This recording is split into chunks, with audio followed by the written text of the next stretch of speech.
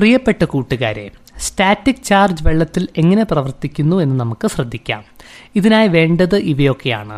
ആദ്യം വെള്ളം നിറച്ച ഒരു ബോട്ടിൽ എടുക്കുക. അതിൻ്റെ അടിഭാഗം ഒരു ടൂത്ത് പിക്ക് ഉപയോഗിച്ച് ഒരു തുളയുണ്ടാക്കി വെള്ളം കടത്തിവിടുക. ഇനി അടുത്തതായി വേണ്ടത് ഒരു ചീപ്പ് ഉള്ളിൽ ചാർജ് ചെയ്ത് അത് നമ്മൾ കടത്തിവിടുന്ന വെള്ളത്തിൻ്റെ അരികിലോട്ട് കൊണ്ടുവരിക. വെള്ളം ചീപ്പിനോട് അടുക്കുന്നതായിട്ട് നമുക്ക് കാണാം. ഇനി ഈ ചീപ്പ് അൺചാർജ് ചെയ്ത് കഴിഞ്ഞ് വീണ്ടും വെള്ളത്തിൻ്റെ അടുത്തോട്ട് കൊണ്ടുവരുമ്പോൾ എന്ത് സംഭവിക്കുന്നു? വെള്ളം ചീപ്പിനോട് അടുക്കുന്നില്ല. ഇതേ പരീക്ഷണം ഒരു സ്കെയിൽ ഉപയോഗിച്ചും ചെയ്യാവുന്നതാണ്.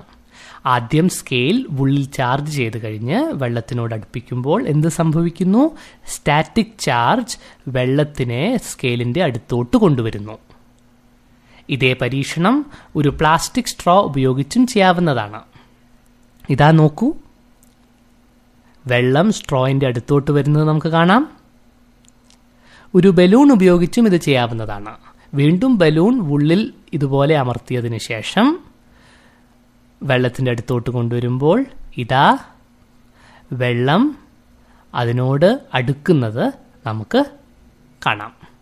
ഇതാ നോക്കൂ, വളരെ രസകരമായ ഒരു കളിപ്പാട്ടമാണിത്. വളരെ രസകരമായ ഒരു സ്റ്റാറ്റിക് എനർജി എക്സ്പെരിമെൻ്റ് ആണിത്.